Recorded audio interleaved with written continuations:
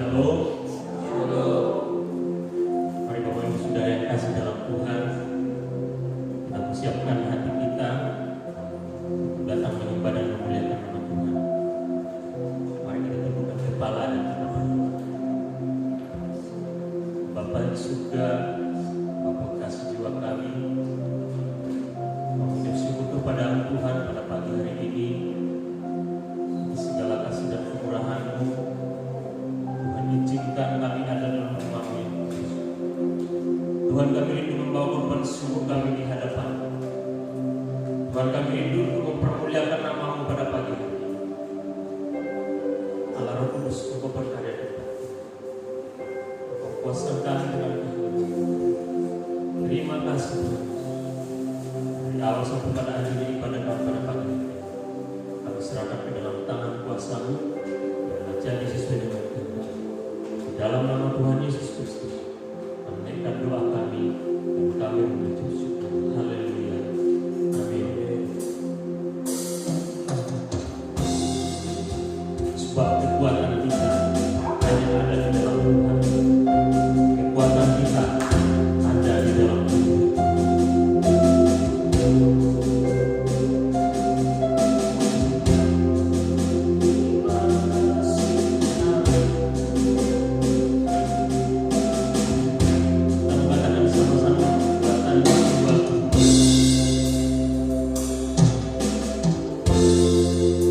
Kekuatan di jiwaku, ketenangan batinku, ada dalam hadirat-Mu, ku menyembah-Mu. Kami bersyukur di hadapan Tuhan. Sungguh di kaki-Mu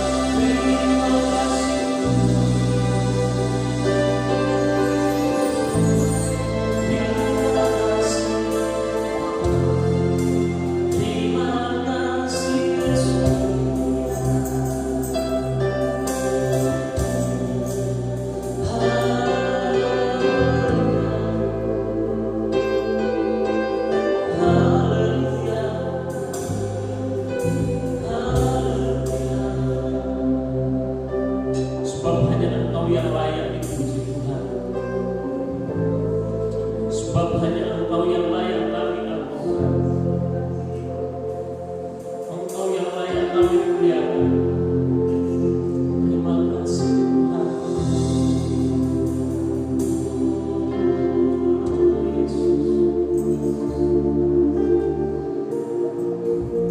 Terima kasih Bapak. Mari jemaat Tuhan sedia undang bangkit berdiri. Kita mau memuliakan namanya yang kudus.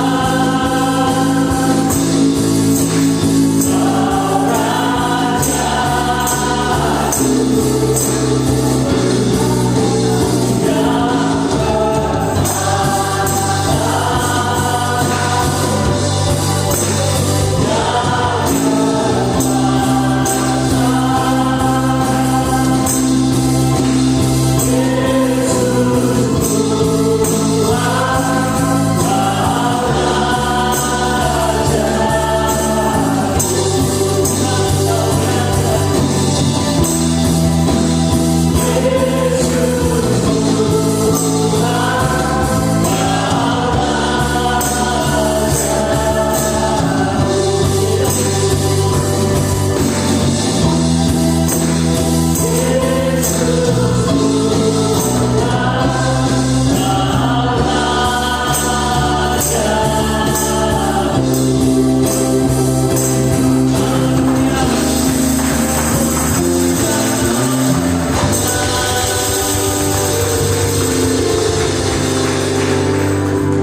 siap bersorak bagi nama-Mu yang kudus. Para jemaat Tuhan yang siap memuji nama Tuhan, katakan sama-sama. Shalom. Saudara diberkati pada pagi hari ini. Berikan sorak-sorak yang mulia. Segala puji syukur kita hanya bagi Tuhan.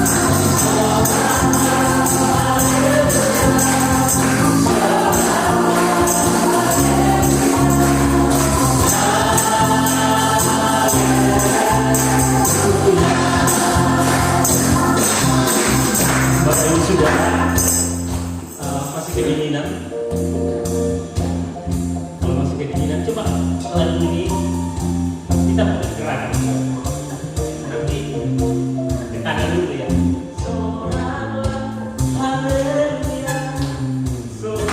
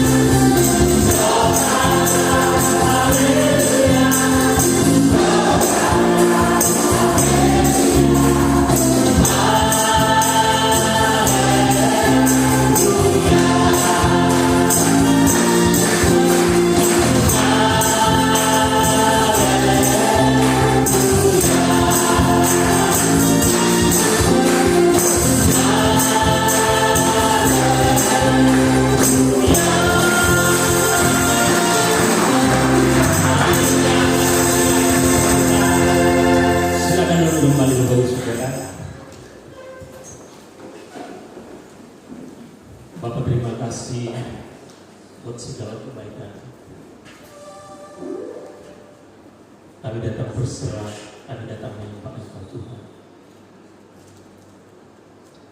Kami ada sampai ada saat ini, semua itu karena kekuatan daripada Engkau Tuhan.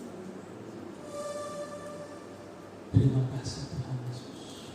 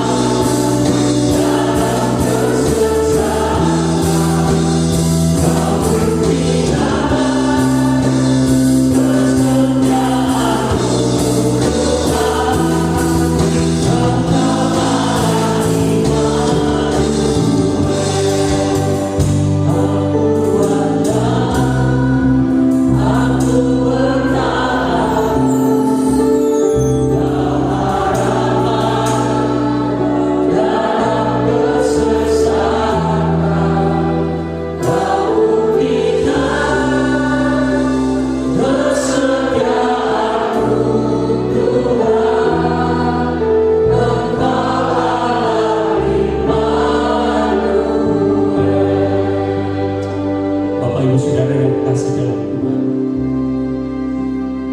Coba kita renungkan sejenak. Betapa besar penyertaan Tuhan dalam setiap langkah hidup kita. Secara khusus mulai dari awal tahun sampai saat ini. Mungkin kita banyak melewati tantangan.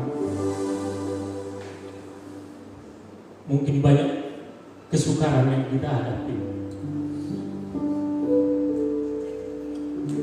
Tapi coba kita renungkan pada pagi hari ini. Tuhan selalu menyertai. Tuhan tidak pernah meninggalkan kehidupan kita. Tuhan senantiasa menjagai. Tuhan senantiasa memberkati walaupun kita melewati banyak rintangan. Mari pada pagi hari ini saya ajak jemaat nyanyikan pujian ini dengan sungguh-sungguh. Katakan, Engkau menguatkan aku.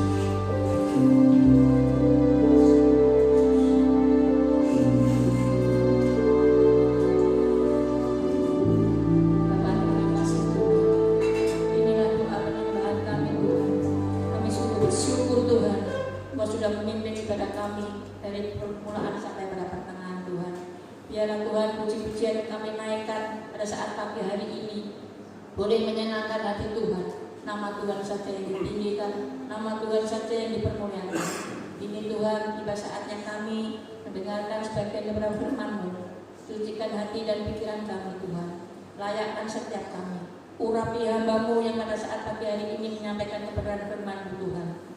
Terima kasih Bapa. Dari pertengahan gandanya kami serahkan kepada kami selanjutnya di dalam nama Tuhan. Di dalam nama Tuhan Yesus Kristus kami sudah bersyukur dan mengucap syukur. Haleluya. Amin.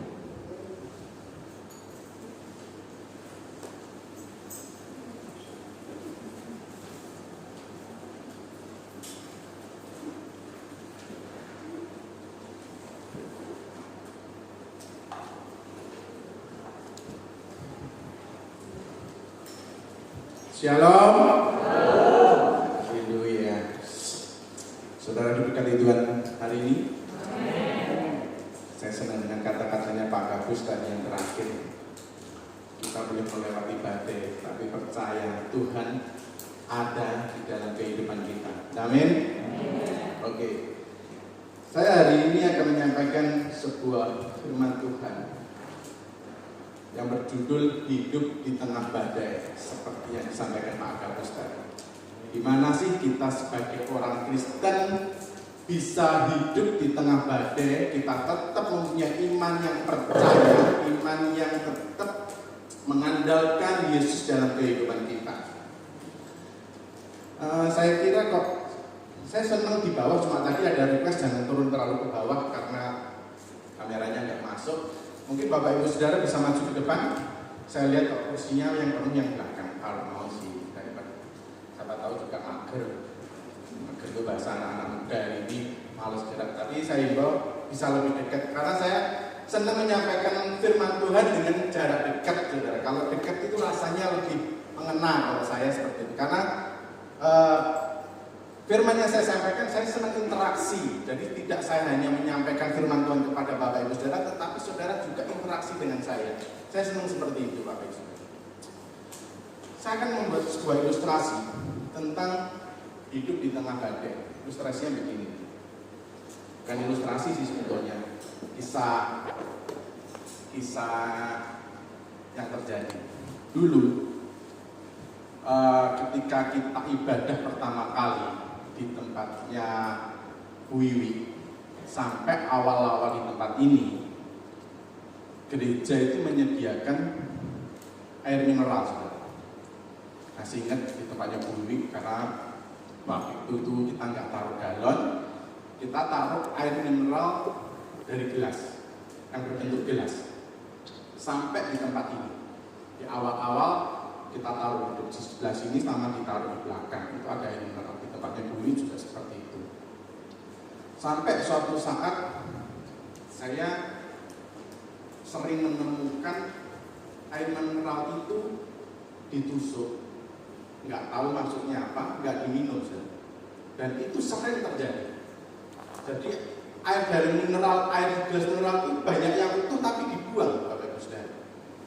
Saudara boleh cek ke bagian yang membersihkan gereja. Dulu Pak Mia juga membantu. Saya sering buang ke sampah dan keadaan penuh. Sampai suatu saat saya foto, saya kirimkan ke UVP. Saya bilang ini kondisinya. Kenapa kok disediakan seperti ini terus? Jadi seolah-olah kita buang sia-sia. Itu yang pertama. Yang kedua, air dari mineral gelas itu sering dibuat mainan sama anak-anak. Gak salah sih namanya, anak-anak normal sih. Jadi dia diumpeng buat tembak-tembakan sama teman-temannya. Jadi tembak-tembaknya pakai air, saudara. Jadi air mineral itu dibuang sia-sia seperti itu. Sampai satu saat saya bilang udah stop aja, karena menurut saya buang-buang sia-sia seperti itu. Ketika sudah mulai di stop, ketika para pelayan Tuhan di tempat ini itu merasa kehausan, sebetulnya ada air galon cuma ada yang nggak cocok, mereka pergi keluar. Mereka beli di luar, ada beli yang di depan, ada yang pergi sampai ke nggak tahu di luar mana, mereka nanti kembali agak lama juga karena mereka cari yang mereka suka, mereka yang dingin, yang mungkin yang merek ABCDE. Sampai suatu saat saya berpikiran begini, saya ada kulkas yang nganggur, saya jual. Jadi kalau Bapak Ibu Saudara ada di samping kamar mandi, itu ada kulkas, saya produksi, saya jualan di situ. Saya jualan di situ, air silakan di situ berbagai macam merek ada di situ, saya sediakan semua dari yang bersoda, dari teh sampai air ada di situ. Di atasnya itu saya kasih uang. Jadi siapa yang mau beli langsung masukkan uang di situ, nggak usah perlu nyari saya. Sedikit promosi dulu. Terus buat apa sih uangnya? Saya tidak mengambil keuntungan spesial, pernah saya share di grupnya pelayan Tuhan, saya tidak ambil. Jadi saya invest di situ, saya kasihkan semua di situ untuk pelayanan. Salah satunya untuk menyumbang saudara kita yang butuh, saya juga ambil dari situ. Jadi semua pendapatannya saya buat pelayanan juga di tempat ini. Nah, ketika saya jualan itu, saya di tempat sini hampir tidak pernah menemukan air itu dalam keadaan ada isinya. Sangat kecil sekali saya pernah menemukan air itu ada isinya. Semua rata-rata habis. Dari yang berbagai macam merek itu selalu habis. Sampai satu saat saya berpikir, apa ya? Yang kemarin ada isinya, seolah-olah nggak dihargai. Yang ini kok dihargai? Pernah tahu Bapak Ibu? Kenapa? Mohon maaf ya. Segala sesuatu yang gratisan itu pasti tidak akan ada harganya. Itu sudah normal dalam kehidupan kita. Saya pun juga seperti itu. Ketika saya dapat sesuatu yang gratis, saya kurang bisa menghargai. Tetapi kalau saya mengeluarkan uang, sesuatu yang berada dalam kehidupan saya mengeluarkan uang, pasti seolah-olah ada bahasa kerennya itu eman-eman kalau nggak dihabiskan, itu enggak. Sudah mengeluarkan uang kok. Semakin harga itu semakin mahal kita keluarkan, cara kita menghargai barang itu juga berbeda. Gak mungkin saudara hari ini beli barang yang nilainya 10.000 dengan barang yang nilainya 10 juta berbeda perlakuannya. Otomatis perlakuannya juga berbeda. Sama dengan kehidupan kita. Kalau ilustrasi kita di sesuatu yang gratis, itu kita tidak akan pernah menghargai. Sama dengan kehidupan kita ketika Tuhan itu memberikan harga yang mahal terhadap kehidupan kita. Apa saudara? Tuhan telah memberikan harga yang mahal bagi kita, apa saudara? Oh, harga yang harus dibayar Tuhan terhadap untuk mencintai Bapak Ibu Saudara di tempat ini. Tahu harganya Tuhan bayar dengan apa saudara? Dengan dia mati di kayu salib. Ketika dia mati di kayu salib, itu harga yang sangat mahal dia bayar untuk kehidupan kita. Jadi Tuhan itu mengasihi kehidupan Bapak Ibu Saudara di tempat ini bukan dengan gratis, tetapi ada harga yang harus dibayar. Dia harus korbankan harga dirinya mati di kayu salib. Dia Tuhan, dia rela mati seperti itu. Terus pertanyaan saya, tadi kan konsepnya kalau gratis itu nggak ada harganya. Sekarang Bapak Ibu Saudara bayar harga apa terhadap Tuhan? Tuhan sudah bayar harga mati di kayu salib. Bapak Ibu Saudara membayar harga apa? Masa saudara membayar dengan Tuhan dengan gratisan? Kalau gratisan pasti nggak dihargai. Kenapa Tuhan sampai mau juga menghargai? Yuk kita baca ayat firman Tuhan. Ini harga yang harus kita bayar. Yesaya 48 ayat yang ke-10.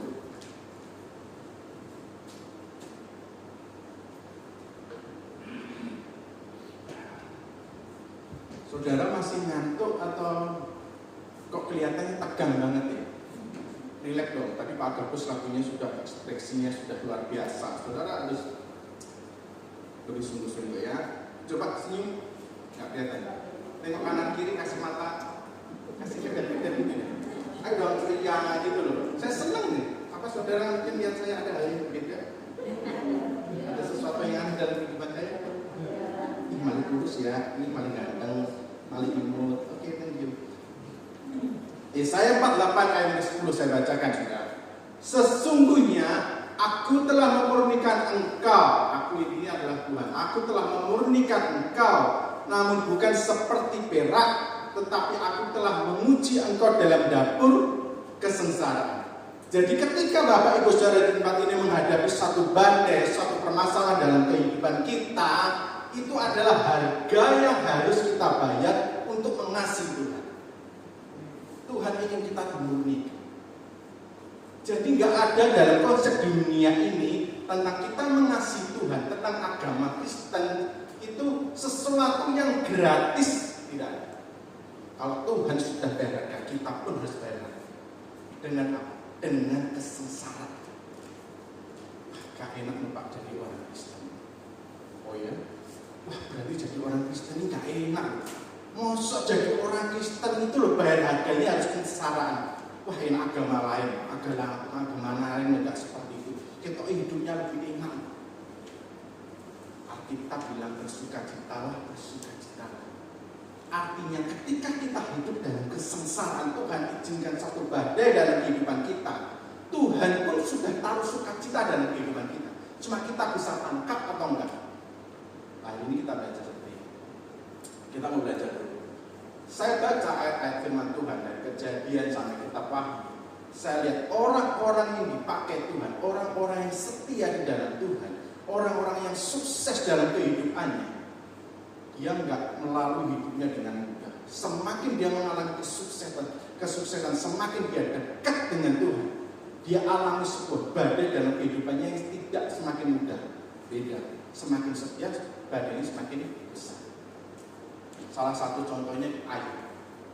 Pernah baca firman Tuhan di Ayub? Pernah baca? Ayub terima masalahnya besar atau kecil? Besar. Ayub terima masalahnya besar atau kecil? Besar. Oke, interaksi. Gak ada yang ngantuk ya. Ayub terima masalahnya itu gede. Saudara mungkin hari ini ketika saudara sudah baca kitab Ayub, mungkin tahu endingnya. Tuhan berkati dengan berlimpah-limpah. Dia berkati kekayaan yang luar biasa. Tetapi kekayaan itu tidak didapat dengan mudah. Ketika dia alami badai dalam kehidupannya, Ayub terima badai. Ayub pun juga menyerah. Kadang saya dapat, Ayub itu orang luar biasa. Ayub itu luar biasa.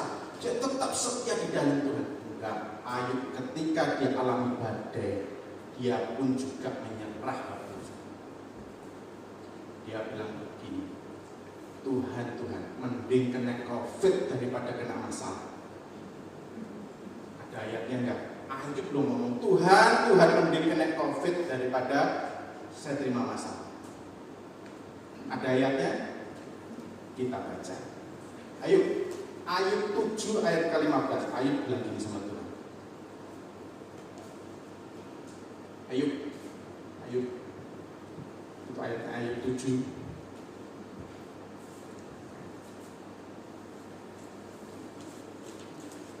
Nah, ya, ayat ini saya bacakan ya. Sehingga aku lebih suka dicekik dan mati daripada menanggung kesusahanku. COVID ini diserang apa saudara? Saluran tenggorokan. Orang yang kena COVID, saya lihat teman-teman saya banyak yang meninggal kena COVID. Bahkan saudara saya kayak kena, nggak tahu dalam seminggu dalam satu keluarga 3 orang meninggal. Dan meninggalnya rata-rata seperti tercekik. Karena memang COVID itu di saluran pencernaan itu dibuat mengental sehingga tidak bisa bernapas dan meninggal. Itu tekniknya COVID. Sama yang dialami Ayub. Ayub bilang begitu. Wis Tuhan wis mending mati Tuhan. Wis dicekik kan. Ayub seperti itu. Berapa banyak orang Kristen hari ini seperti itu. Saya ketemu teman saya, dia menyewakan sound system. Dia bilang begini, wis Pak, ini untuk mati yang mending mati Pak. Wis kuat. Gak kuat. Masalah itu terlalu gede. Wis ra iso nyampe ngopen keluarga, gak iso. Utangku akeh, sudah dihimpit masalah yang terlalu besar. Sekarang itu mati gak apa-apa Pak, wis gak kuat. Berapa banyak kita orang Kristen seperti itu saat ini? Saya mau cerita, hati-hati apa yang kita ucapkan dalam perkataan kita. Kalau Bapak Ibu Saudara sampai terima masalah, Bapak Ibu Saudara bilang, Tuhan mending aku mati daripada. Ingat, iblis tangkap perkataan itu. Saya banyak terima konseling dari beberapa orang. Ketika dia itu nanti mengintimidasi kehidupannya pengen mati, ketika ditangkap iblis, segala masalah apapun yang dia hadapi, bayangannya dia itu pengen mati. Masalah sekecil harus mending mati. Karena iblis tangkap itu dalam kehidupan itu. Ketika dia tangkap, sudah iblis tagih hutang. Kayak orang tagih hutang, ayo mati yo, ayo dan mati, dan ikut saya, ayo dan mati. Dikasih masalah sedikit, iblis mending mati. Jadi kalau perkataan itu pernah terucap, tangking di dalam nama Tuhan. Patahkan segala kutuk. Hidup benar di dalam Tuhan. Jangan sampai kutuk itu tetap ada di dalam kehidupan kita. Yang pertama Ayub pun menghadapi masalah sampai dia putus asa. Yang kedua, Yunus pun juga mengalami sebuah putus asa. Yunus ketika dia melayani, dia diutus Tuhan, dia lari. Kalau Bapak Ibu Saudara di tempat ini tahu ceritanya Yunus yang benar. Ketika saya belajar, saya pikir dulu tuh Yunus tuh hanya lari aja dari Niniwe ketika dia bilang. Ternyata Yunus itu punya kepahitan dengan Niniwe. Ceritanya seperti itu Pak. Coba nanti kapan kita cerita lebih detail lagi. Ternyata dia ada akar kepahitan.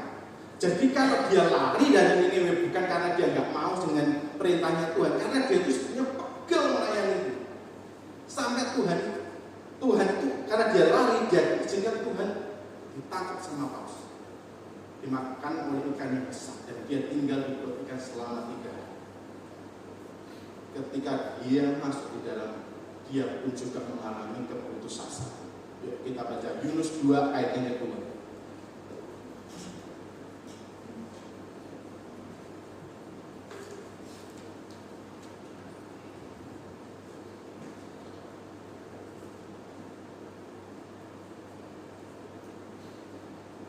Yunus 2 ayat kedua, katanya, dalam kesusahanku aku berseru pada Tuhan, dan Ia menjawab aku dari tengah-tengah dunia orang mati.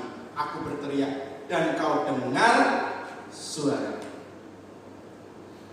Pernah nggak kebayang hidup di tengah-tengah orang mati? Hidup dalam lembah kekelaman. Pernah merasakan hidupnya itu? Saya susah membayangkan, saudara. Hidup dalam lembah kekelaman itu saya susah menceritakan, tapi saya pernah merasakan. Beberapa pendeta besar, salah satunya Roni Daud Simeon, ketika dia kena COVID dan dia parah, saudara dia bisa lihat kesaksiannya di YouTube. Ketika dia mengalami COVID dan dia mati, dia bilang, saya tinggal dalam lembah kekelaman. Pendeta besar, sekelas Roni Daud itu, dia itu sampai takut, mengalami sebuah ketakutan itu sampai parah. Dia sampai bingung. Dia hamba Tuhan, dia bisa firman, tapi dia mengalami ketakutan yang luar biasa. Saya pun pernah mengalami kondisi seperti itu. Saya takut, ketakutan itu membuat badan saya itu, seluruh badan saya itu gemetar. Saya takut, tangan saya itu sampai, bahasa kerennya itu tremor, gemetar itu banget. Dari sendi-sendi badan saya itu merasa saya itu ketakutan yang luar biasa. Saya pernah alami masuk dalam lembah kekelaman itu ketakutan yang luar biasa. Saya pernah dulu, ini kebetulan kuari nggak ada. Saya dulu pernah jalan sama kuari, hampir dikeroyok sama 20 orang. Ketika saya mau dikeroyok, saya santai. Saya bentak tentang kuari ini sudah ketakutan di samping, saya bentak tentang orang. Jadi pikiran saya harus berani. Ketika saya berani, mereka 20 orang itu, saya nggak takut sama sekali. Mau dikeroyok saya nggak, orangnya badannya gede-gede, sama sekali nggak takut. Tapi saya pernah menghadapi ini, saudara. Masalah itu membuat badan saya itu gak kuat begini. Saya lemes banget, saudara. Sampai Tuhan ini hidupnya apa itu? Saya itu ketakutan yang luar biasa. Saya teriak, saya panggil Yesus, Tuhan hadir Tuhan. Saya panggil hadirat Tuhan masuk dalam kehidupan saya. Saya teriak, Tuhan aku perlu Engkau dalam kehidupan. Ketika saya panggil Tuhan, saya lihat penglihatan. Ketika itu dirasakan, saya lihat hadirat Tuhan, Tuhan itu ada di samping saya. Saya lihat di belakang saya itu ada berbagai banyak malaikat. Ketika saya lihat penglihatan, rasa takut itu hilang. Sama sekali rasa takut itu tiba-tiba langsung hilang dalam hidup. Saya langsung berani. Dan itu saya dapat ketika saya tinggal di dalam lembah kekelaman. Kehidupan yang sangat menurut saya takut. Tapi Tuhan peluk hidup saya. Itu gak mudah, saudara. Kita harus punya hubungan dengan Tuhan yang luar biasa. Yang ketiga, Yesus pun juga pernah mengalami, bukan hanya para nabi-nabi, tapi Yesus pun juga mengalami kesusahan yang luar biasa. Kita mau baca di Matius 26 ayat yang ke-28. Matius 26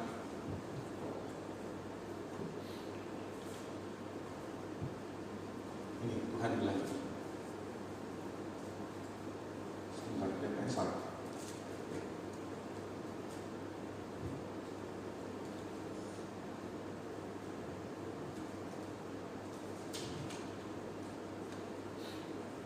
Matius 26 ayat yang ke-38. Saya yang salah.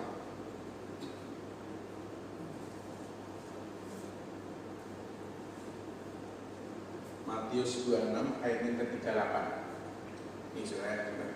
Lalu katanya kepada mereka, hatiku, ini Yesus yang bicara, hatiku sangat sedih, seperti mau mati rasanya. Tinggallah di sini dan berjaga-jagalah dengan aku. Ya. Yesus pun pernah menghadapi permasalahan yang rasanya hidup ini seperti mau mati. Orang yang tinggal dalam lembah kekelaman, itu rasanya kehidupannya itu seolah-olah itu sudah mati. Kata mati itu sudah segala sekitarnya sudah nggak berfungsi, sudah putus asa. Suatu saat saya akan membahas renungan kenapa Yesus mengalami seperti ini. Padahal dia Tuhan, kok pernah mengalami, saya akan ceritakan secara detail. Tuhan pun pernah mengalami masalah seperti itu. Jadi semua orang-orang yang berhasil, orang-orang yang dipakai Tuhan dengan luar biasa, itu tidak dilalui dengan mudah. Ketika saudara setia di dalam Tuhan, permasalahan itu ke depannya juga semakin berat, gak mudah. Terus caranya gimana? Kok bisa hidup di tengah badai? Kalau gitu jadi orang Kristen kan seperti yang saya katakan tadi, gak enak dong, masalahnya semakin hari semakin besar. Tuhan itu bawa kehidupan kita semakin naik. Tapi gimana caranya melalui seperti ini? Yuk kita mau baca di Matius 14 ayat yang ke-28 sampai 31. Cara hidup di tengah badai. Matius 14 ayat yang ke-28 sampai 31. Saya bacakan Bapak Ibu Saudara ya. Lalu Petrus berseru dan menjawab dia, Tuhan, apabila engkau itu, suruhlah aku datang kepadamu berjalan di atas air. Kata Yesus, datanglah. Maka Petrus turun dari perahu dan berjalan di atas air mendapatkan Yesus. Tetapi ketika dirasanya tiupan angin, takutlah ia dan mulai tenggelam. Lalu berteriak, Tuhan, tolonglah aku. Ayat ke-31. Segera Yesus mengulurkan tangannya, memegang dia dan berkata, hai orang yang kurang percaya, mengapa engkau bimbang? Ini cerita tentang Petrus ketika dia di perahu, nggak ada Tuhan di situ, dia terima badai. Ketika badainya ini semakin besar, Tuhan itu datang. Yang pertama kali dia lihat sebetulnya bukan Tuhan, tapi hantu, karena dia kurang percaya. Ketika dia tahu Tuhan, dia tuh bilang begini, kalau engkau Tuhan suruh aku berjalan di atas air. Tuhan mau berjalan di atas air. Ketika dia berjalan di atas air, yang dia rasakan, yang dia lihat itu di sekitarnya. Yang dia lihat adalah badainya. Yang dia lihat adalah ketidakmungkinan dia berjalan di atas air. Ketika dia rasakan seperti itu, Petrus tidak melihat adanya Yesus di dalam kuasa. Dia tidak lihat Yesus lagi, tapi dia rasakan segala atmosfer yang ada di sekitarnya. Ketika dia rasakan seperti itu, dia jatuh. Berapa banyak orang Kristen hari ini ketika dia mengalami badai dalam kehidupannya, dia tidak bisa lihat Yesus, dia tidak bisa merasakan mujizat Tuhan, dia tidak mengalami perjumpaan dengan Tuhan. Karena apa? Dia bilang tidak mungkin masalah ini akan selesai. Yang dia lihat adalah ketidakmungkinan segala permasalahan gede yang dia alami. Ketika orang-orang Kristen hari ini tidak fokus dengan Tuhan, dia akan jatuh. Berapa banyak orang Kristen hari ini jatuh, tinggalkan Tuhan, mutung, ngamuk, marah. Berapa banyak orang-orang Kristen? Saya lihat dampak ketika PPKM kita ibadah online. Banyak orang-orang yang mulai ibadahnya nggak fokus. Ibadahnya dia sepelekan, karena di rumah dia bangun tidur dalam keadaan nggak mandi dan sebagainya. Sudah, ketika dia nggak fokus pada masalah yang dia hadapi banyak, dia jatuh dalam dosa. Berapa banyak hari-hari ini orang tinggalkan Tuhan, dia mengandalkan orang-orang, mengandalkan contohnya dukun-dukun, dia percaya kesugihan lagi terus pasang mikir. Kita itu hidup di dunia yang gak berhubungan dengan Tuhan aja, dia tetap berhubungan dengan kuasa kegelapan. Ketika dia percaya dengan kuasa kegelapan, dia jatuh dalam dosa. Berapa banyak hari ini seperti itu? Banyak orang yang mulai gak fokus dengan Tuhan, mengalami seperti keadaan Petrus.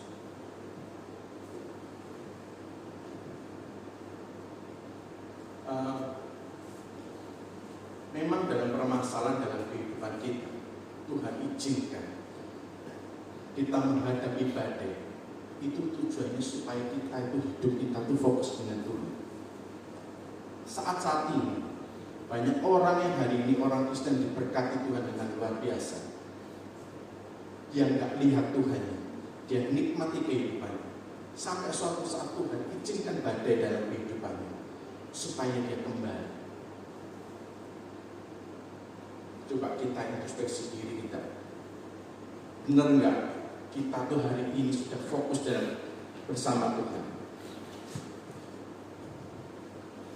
Sudahkah kehidupan rohani kita itu menjadi gaya hidup sehingga kita tetap andalkan Tuhan? Kalau kita nggak fokus dengan Tuhan, bagaimana Bapak Ibu Saudara bisa menyanyikan lagu-lagu yang dinyanyikan oleh Pak Agapus tadi? Saudara nyanyi bersuka cita, Pak Agapus tadi ngasih gerakan. Saya lihat dari belakang ada yang ikut, ada yang enggak. Mungkin yang enggak, mungkin dalam hatinya, mungkin saya bilang, mungkin yang enggak ikut, yang enggak bisa bersuka cita, bilang gini, wah Pak Agapus, masalah itu loh gede. Saya itu ditagih utang gak iso Pak. Urip wis susah. Kok disuruh joget-joget di gereja itu loh carane piye? Betul gak? Orang kalau hidupnya sudah susah, sudah yang dalam hatinya, yang dia pikir hanya masalah dalam hidupnya, ketika dia datang gereja, dia nyanyi gak akan sungguh-sungguh. Percaya gak? Gak bisa. Yang dia pikir masalah, dia mau baca firman Tuhan, yang dipikir masalah. Tidak akan pernah bisa. Terus caranya piye? Nanti kita akan nyanyikan lagu Hadirat Tuhan. Bisa ditayangkan nggak kata-katanya? Lagu di review yang saya minta, yang lagu setelah firman itu bisa nyanyikan nggak review?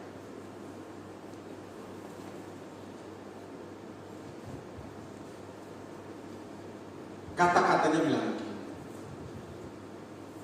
yang ku nampak adalah kemuliaan Tuhan. Ketika kita menyembah, yang tampak di kehidupan kita,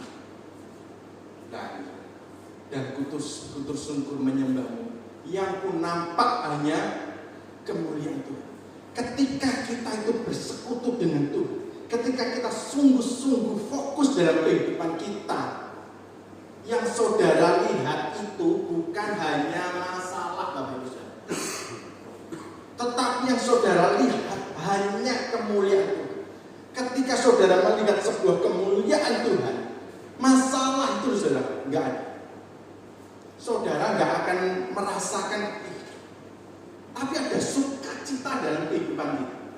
Ketika ada sukacita dalam kehidupan kita, kita sudah bisa fokus. Nggak usah disuruh sama Pak Agapus joget-joget. Nyanyinya semangat, dengarkan firman Tuhan dengan sungguh-sungguh. Ketika orang seperti ini, kita bisa terima. Kamu mau saksi kita? Dari kecil saya itu sudah jadi Kristen. Dari lahir saya sudah Kristen. Sampai detik ini Tuhan percayakan saya bisa melayani sampai berkorban di tempat ini. Saya lewati step by step, bukan dengan mudah, tapi saya lewati semakin hari banyak masalah. Seiring Tuhan mengangkat saya, masalah yang saya alami tidak semakin kecil, semakin besar.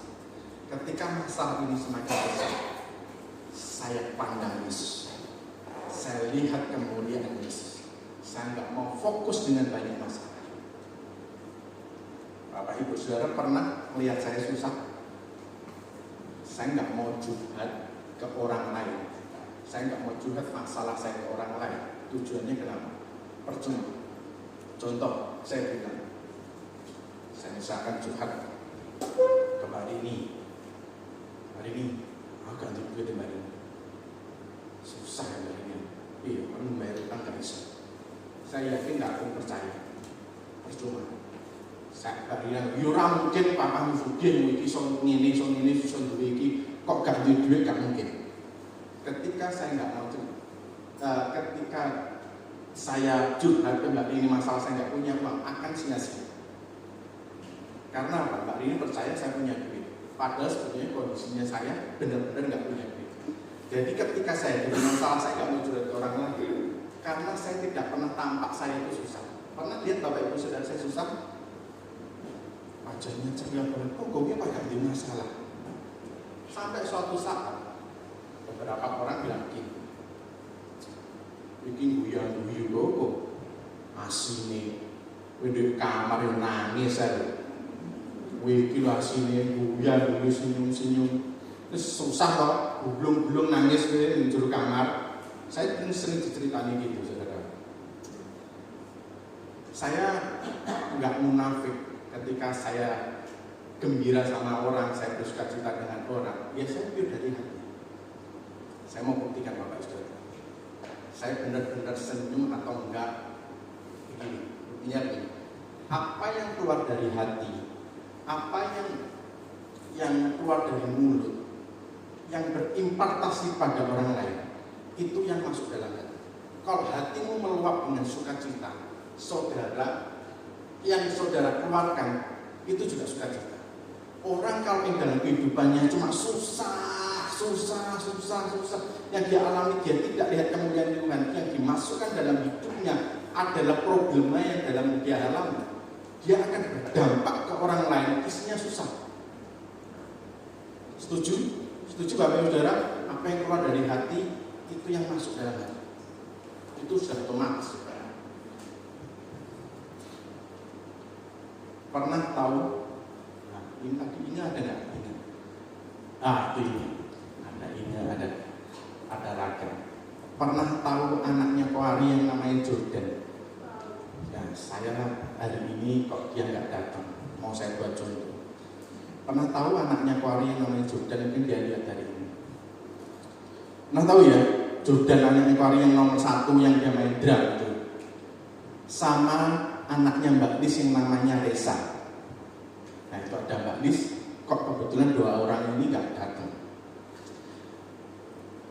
Kedua orang ini orang yang cool banget. Jadi orang cool itu jarang tersenyum. Jadi temen yang guyu, tertawa cekak dia itu cuma diem. Dia tuh cool, saudara. Saudara lihat mereka tampil, lihat di YouTube, lihat di ketika Jordan main drum, nggak mungkin dia tersenyum. Wajahnya cool banget, dia seperti itu memang. Jadi untuk membuat dia tertawa itu susahnya minta ampun. Betul nggak? Orang-orang yang cool saudara tertawa, dia melucu di sekitarnya. Jadi saya itu guyon sama teman-teman saya yang buat lucu tuh waktu itu ada Ridit, ada Lukas, dan teman-teman itu buat guyonan. Kedua orang itu nggak tertawa, diem aja. Saya pikir ini urat tertawanya Pak Putu, saya pikir gitu, nggak ada tertawanya. Sampai suatu saat ketemu saya di Sarangan, ada raga. Tahu nggak? Saya ucapkan satu kata, mereka tuh tertawanya terbabak. Wah, guyunya cepet jingkrak. Saya pikir kiong stres lebih ya. Saudara tahu apa yang saya kata? Tanya Ina ada di sini. Saya cuma bilang gini, Shalom. Guyunya cekakan. Saya itu ngomong Shalom gitu loh, guyunya cekakan gitu. Saya sangat gumun. Saya khotbah di Armada itu juga ngomong gitu. Nanti kalau saudara ketemu anak-anak Armada itu dia, saya mesti dibodohin. Kok ayo ngomong Shalom kok. Saya ngomong Shalom kan guyu cekakan saudara. Padahal saudara tahu yang saya bahas. Saya bahas itu tentang boleh enggak orang Kristen itu melihat film horor dan wujudnya iblis itu seperti apa. Kan yang saya bahas kan tentang setan saudara, sesuatu yang horor kan saudara. Saya dari awal khotbah sampai selesai saya nggak bisa doa terakhir saudara. Karena apa? Guyon aja saudara. Saya khotbah itu harusnya 30 menit jadi 40 menit isinya guyon. Jadi saya interaksi dengan anak-anak Armada. Sampai saya bingung gitu, aku tidak muncul, kok guyon gitu loh, aneh gitu. Kecuali saya kalau membuat sesuatu yang lucu. Dan anak Armada itu mancing saya, tambah saya itu dipancing lucu saudara. Saya mikir, aneh, saya bilang gitu.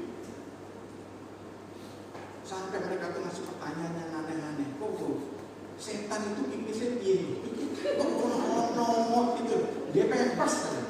Enggak ada, jadi mereka memancing. Itu yang pertama. Yang kedua, ada Lukas. Saya tuh cerita masalah saya sama Lukas. Lukas ini kan juga cool orangnya, ya kan? Ya itu wajahnya, orang tahu lihat Lukas itu orangnya cool. Lihat duduknya, orang-orang duduk-duduk seperti cool. Nah, ini orang. Ini ada Lukas, saudara bertanya, saya curhat masalah saya kepada Lukas. Curhat. Seharusnya yang saya dapat, yo semangat, Tuhan pasti tolong kamu, kasih semangat. Saudara tahu apa yang terjadi? Saya curhat ke Lukas, diguyu cekakan gua. Saya mikir Lukas itu masalah Lukas, guyu. Jadi saya tuh cerita ke siapapun tambah diguyu. Saya mikir, kok ini? Saya setiap pagi suruh setor ke bank BNI sama mama, setor ke bank.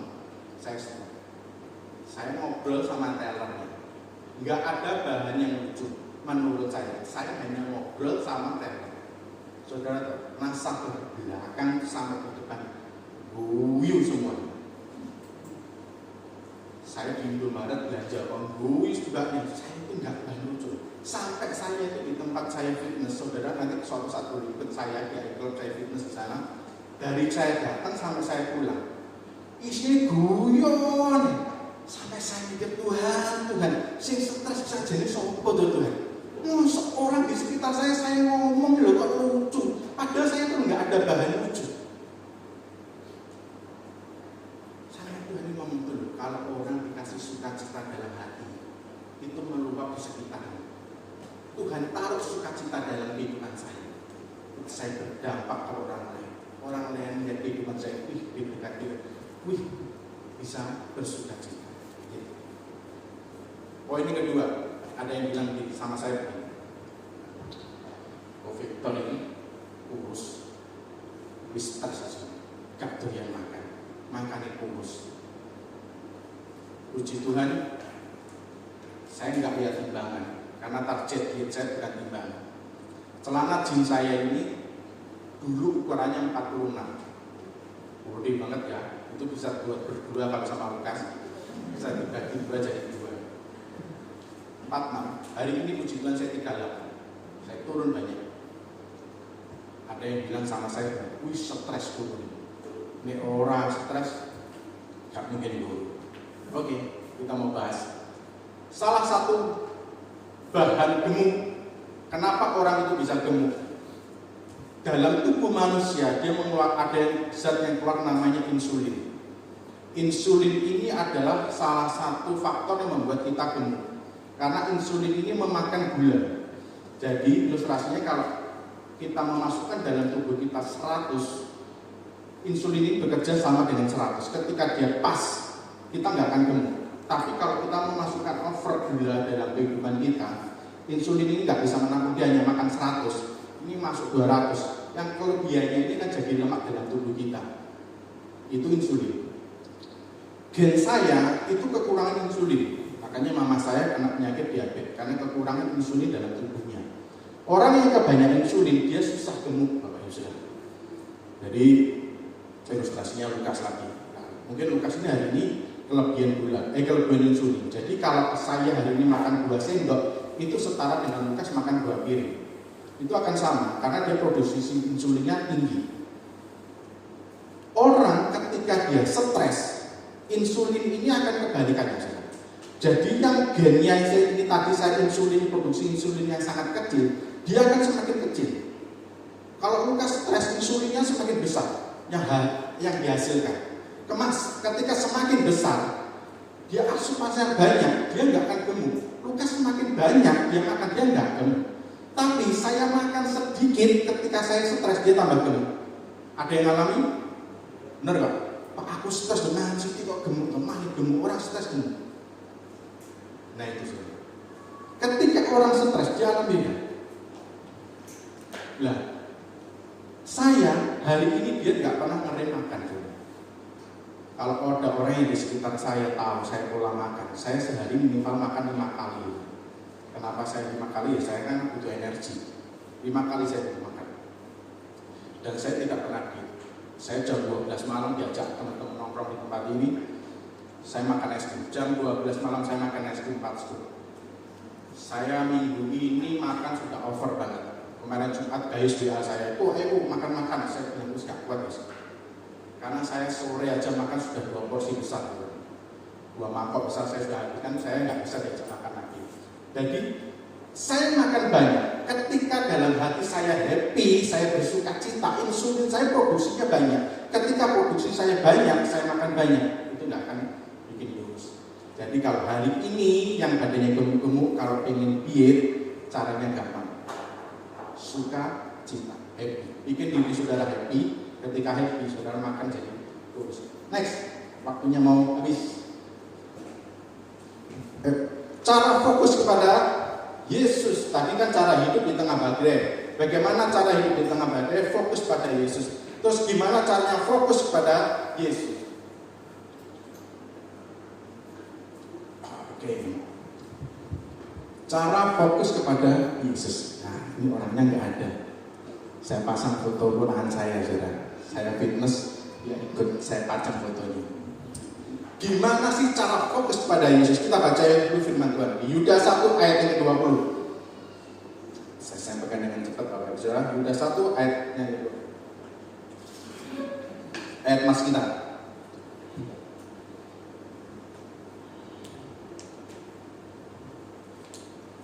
Akan tetapi kamu saudara-saudaraku yang kekasih, bangunlah dirimu sendiri di atas dasar imanmu yang paling suci dan berdoalah dalam Roh Kudus.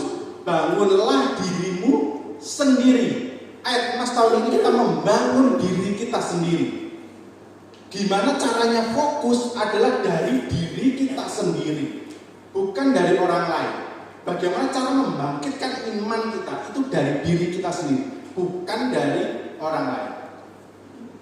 Ketika saya fitness, saya tanya sama Tuhan, gimana caranya kita tuh fokus sama Yesus, fokus terhadap Tuhan dalam kehidupan kita. Padahal di sekitar saya hanya banyak badai, banyak masalah, tapi gimana caranya saya fokus? Ketika saya tanya sama Tuhan jawab gini, apa yang kamu lakukan di tempat fitness itu, kerjakan dalam hidupmu. Ketika kamu mengerjakan dalam hidup, hasilnya akan sama. Salah satu contoh adalah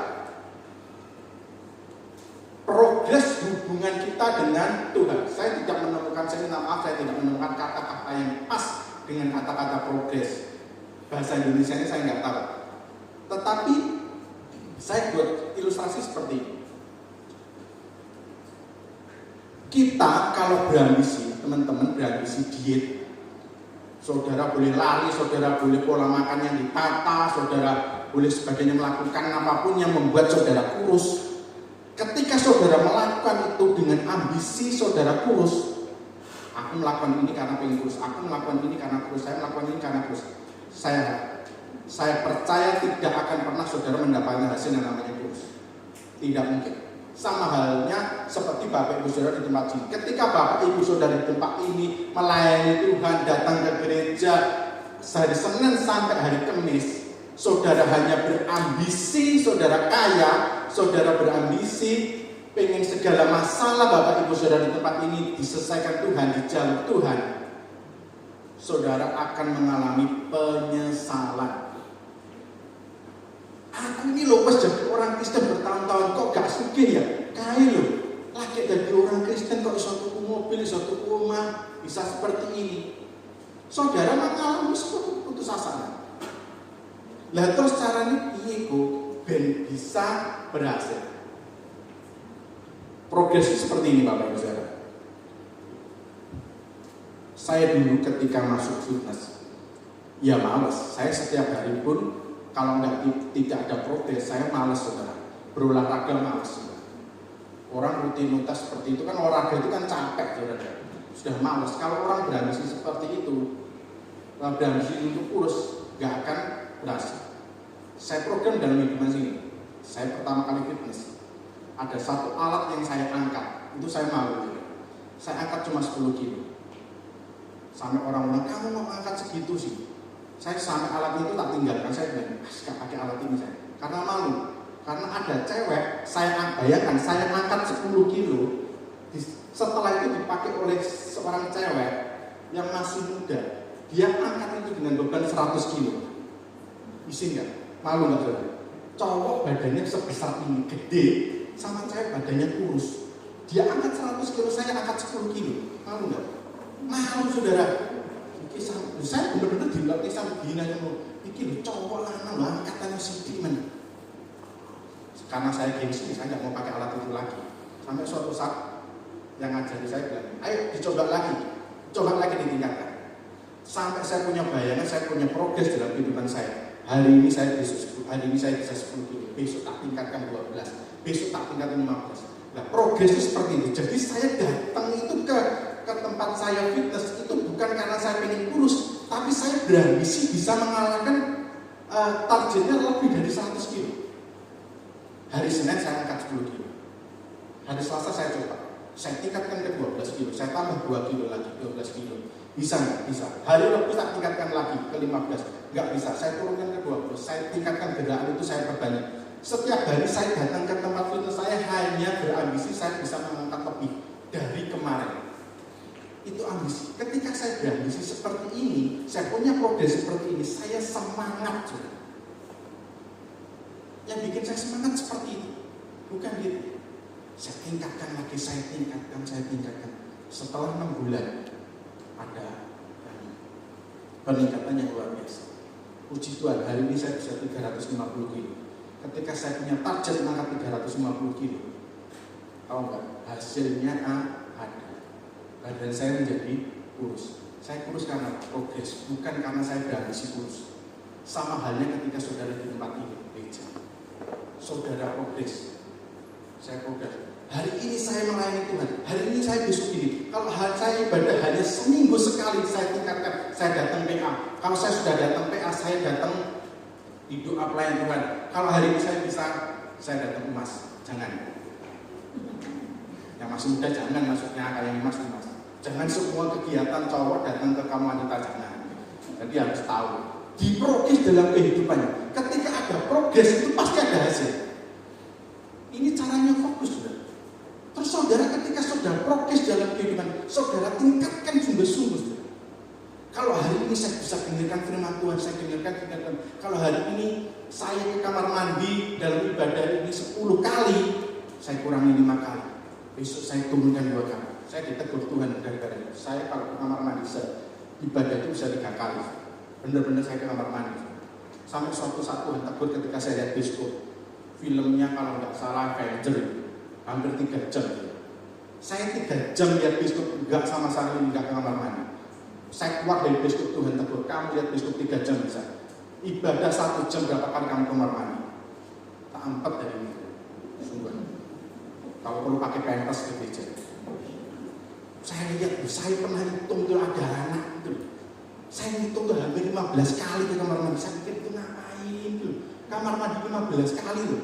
Tanggungan sampai habis sudah. Sama dia dibuang. Saya nggak tahu. Contoh-contoh sudah. Saya progres hidup saya. Ketika saya melayani Tuhan, saya progres. Hasilnya juga ada.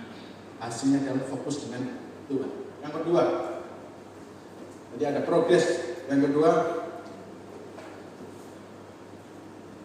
ketika saudara mulai fokus dengan Yesus, jangan pernah menyalahkan orang lain. Ya, jangan pernah menyalahkan. Contohnya saya begini. Saya itu gemuk karena orang tua saya gemuk. Kalau mama saya nggak gemuk, saya nggak mungkin gemuk. Saya salahkan orang mama saya terus. Mama itu gemuk, gara-gara mama gemuk. Mama saya nggak ada yang perlu. Jadi saya ini tidak sih mama saya. Mama itu harus masak sih nggak enak. Jadi anaknya bengkak lemu-lemu. Kudu nih gini. Menyalahkan gen. Ketika saya menyalahkan gen, saya males namanya fitness. Berapa banyak orang menyalahkan? Lu jenenge lemu ya lemu. Mohon maaf kata-kata saya ini sering terjadi saat perkataan. Nek wong tuane kiri kan ya kiri. Kalau orang tua saya miskin, anaknya miskin ya sudah normal. Bill Gates orang terkaya di dunia pernah bilang begini. Kalian tidak salah dilahirkan dalam keluarga yang miskin. tapi kalian mati dalam keadaan miskin adalah salah. Sama-sama. Jangan menyalahkan orang-orang di sekitar kita. Ketika kita menyalahkan orang di sekitar kita, yang saudara dapat adalah hanya badai. Saudara gak akan melihat Yesus. Gereja ini hancur karena orang saling menyalahkan. Saya kasih contoh. Jemaat protes. Contoh ini contoh terjadi pagi ini. Contoh pagi ini ada yang protes misalkan. BL itu gak enak. Pak Gabus ini BL itu mahal saya. Sarah-sarah kurang angkat. Ini BL gak bisa ngangkat. Pertanyaan saya, mau diangkat kemana saudara? Pak Gabus mau diangkat kemana?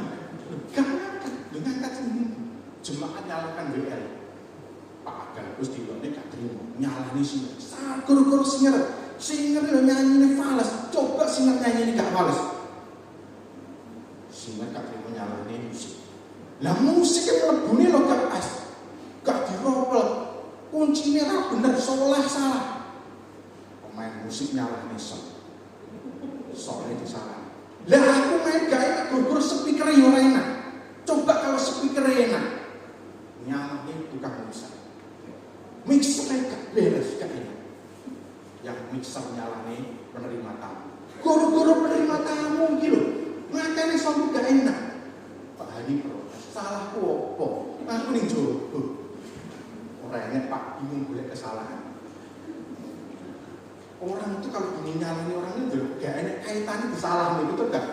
Orang itu kalau bingung mencari kesalahan orang lain yang gak ada hubungannya tetap disalahi. Ya, gereja ini bisa hancur kalau kita hanya menunjuk kesalahan orang lain. Hidup Bapak Ibu Saudara hancur karena saudara bingung mencari kesalahan orang lain. Coba introspeksi diri kita sendiri. Coba kita lihat hidup kita, sudahkah kita benar di hadapan Tuhan? Ketika Bapak Ibu Saudara berusaha fokus dalam kehidupan kita, saudara akan terima kemuliaan dari Tuhan. Yang terakhir, saya undang pemain musik maju ke depan.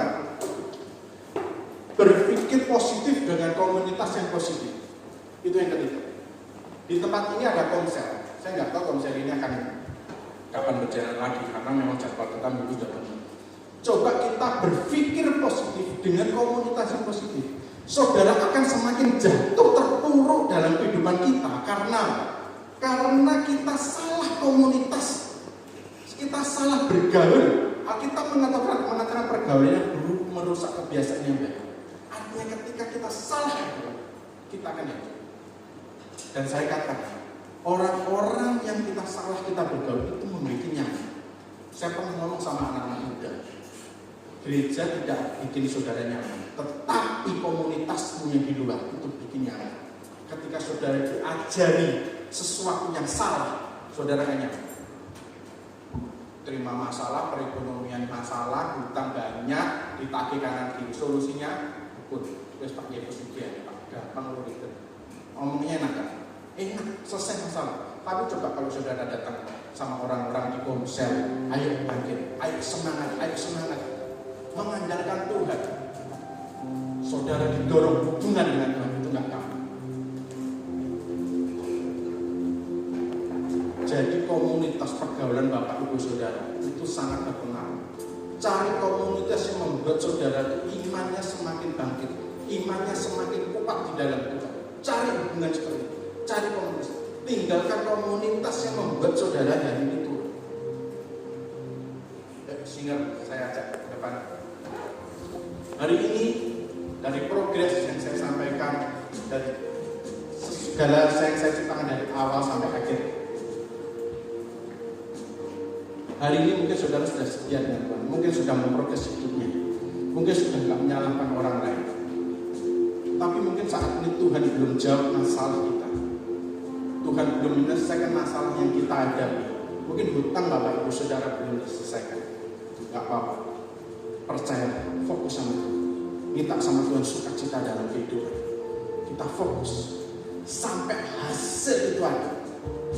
Jangan kejar masalah untuk cepat selesai. Cari hubunganmu dulu.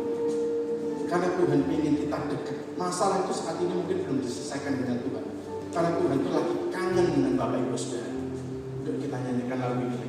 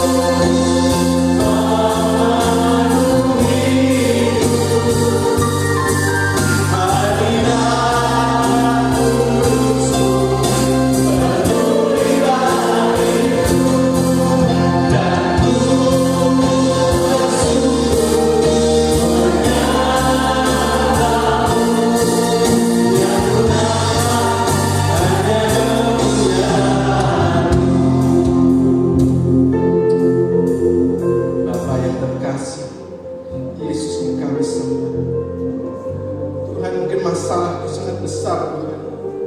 Kami hampir menyerah Tuhan dengan permasalahan yang kami hadapi Tuhan Yesus. Serasa Tuhan mau mati Tuhan. Rasanya hidup di dalam lembah kekelaman membuat kami gak kuat. Dan saat ini kami tersungkur di bait-Mu Tuhan. Kami mau mengandalkan Engkau Tuhan. Kami hanya ingin melihat kemuliaan-Mu Tuhan. Kami mau fokus hanya kepada Engkau Tuhan. Karena Engkau adalah sumber sukacita, sumber segala jawaban dari setiap permasalahan kami ya Tuhan Yesus. Kami mau mengandalkan Engkau Tuhan. Bapa, kami hamba-Mu berhenti berbicara, tapi kami yakin Roh Kudus tetap bekerja dalam kehidupan kami masing-masing. Jadikan firman-Mu pagi hari ini rema dalam kehidupan kami, sehingga iman kita semakin kuat, iman kita dibangkitkan, dan hanya nama Tuhan yang dipermuliakan. Berkati kami semua yang telah melayani, kami yang ingin melayani Tuhan, Kau berkati semua dalam segala aspek yang terjadi pagi ini. Tuhan memberkati, berkati juga jemaat-Mu Tuhan. Apa yang menjadi kerinduannya Tuhan, berkati dalam segala permasalahannya Tuhan, memberikan jawaban dalam kehidupan kami. Terima kasih Tuhan, terima kasih. Terima kasih Yesus. Kami alasan bernyanyi hanya di dalam nama Tuhan Yesus Kristus. Haleluya. Amin. Silakan duduk kembali Bapak Saudara. Baik, saya akan menyatakan pengumuman selama sepekan. Untuk hari Kamis ada ibadah UMAS pukul 9 pagi, dan sorenya ada ibadah pendalaman kitab di gereja pukul 6 sore. Kemudian hari Jumat ada ibadah Youth Armada di gereja pukul 5 sore. Kemudian hari Sabtu ada doa pelayanan Tuhan pukul setengah 5 sore. Dan hari Minggu dengan seperti biasa pagi sore, pagi pukul setengah 7 pagi dan sore pukul 5 sore. Itu saja biasanya kita kasihkan persembahan kita dan kita berdoa. Tuhan Yesus, terima kasih Bapa untuk berkat buat dari Bapa. Kami sangat bersyukur kami sudah memiliki Bapa. Kau berkati persembahan ini supaya benar-benar berjalan pada Bapa. Dalam nama Tuhan Yesus kami serahkan Bapa. Haleluya. Amin.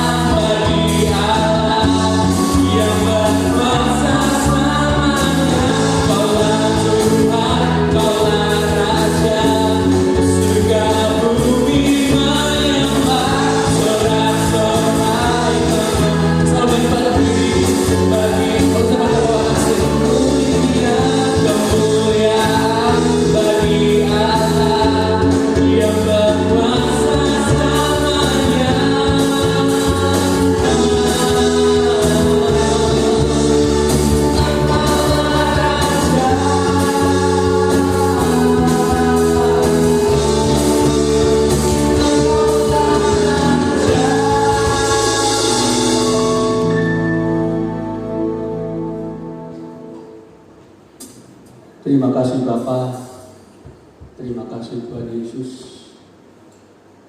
terima kasih Roh Kudus, terima kasih Bapa. Engkaulah Raja kami, Engkaulah Tuhan kami. Engkaulah penyelamat kami. Hanya kasih dan kuasa-Mu yang melindungi, yang proteksi kami. Dalam nama Yesus. Terima kasih Bapa.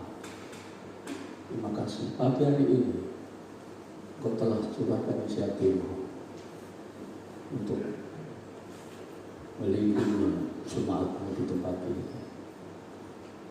Pagi hari ini kami telah terima berkat banyak dari isi hati Kau Tuhan, dari firman Tuhan. Biarlah ini menjadi kekuatan dalam hidup kami untuk memilih Engkau sampai Tuhan panggil kami. Terima kasih Tuhan Yesus. Di akhir ibadah ini kami telah belajar memberikan sesuatu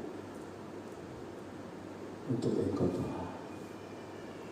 Biarlah apa yang kami berikan ini Tuhan bermanfaat untuk kemuliaan-Mu di tempat ini, di mana berada. Kami akan lakukan untuk kemuliaan nama Tuhan. Bahkan berkat pula anak-anak yang telah memberikan pagi hari ini dengan berkat dari Tuhan sendiri. Terima kasih Yesus. Terima kasih Tuhan. Tuhan, kami juga berdoa mohon belas kasihan Engkau ya Bapa untuk bangsa dan negara yang sekarang ini telah Engkau pulihkan karena kasih kuasa-Mu. Engkau campur dalam bangsa kami ini. Ampuni pemimpin bangsa kami ya Tuhan. Ampuni Bapak Presiden sampai seluruh aparat di pedesaan. Karena pengampunan-Mu lah Tuhan, bangsa kami Engkau pulihkan. Terima kasih Yesus. Terima kasih. Sebentar kami akan tinggalkan tempat kudus-Mu ini Tuhan, berpisah satu sama yang lain. Kami masih merindukan kasih kuasa-Mu yang merupakan berkat yang tiada taranya dari Bapa di surga. Dan kami yakin pagi hari ini Kau telah membukakan tingkap-tingkap langit,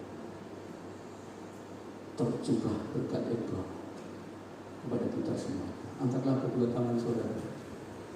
Mari kita terima berkat dari Tuhan dalam nama Bapa, Putra dan Roh Kudus, sehingga semua pelayanan kita diberkati Tuhan. Juga keluarga kita diberkati Tuhan. Suami, istri, anak-anak kita diberkati Tuhan. Apa yang kita lakukan semuanya di dalam nama Tuhan Yesus diberkati Tuhan. Sehingga hidup ini penuh sukacita di dalam nama Tuhan Yesus. Yang terima berkat katakan bersama kami. Amin.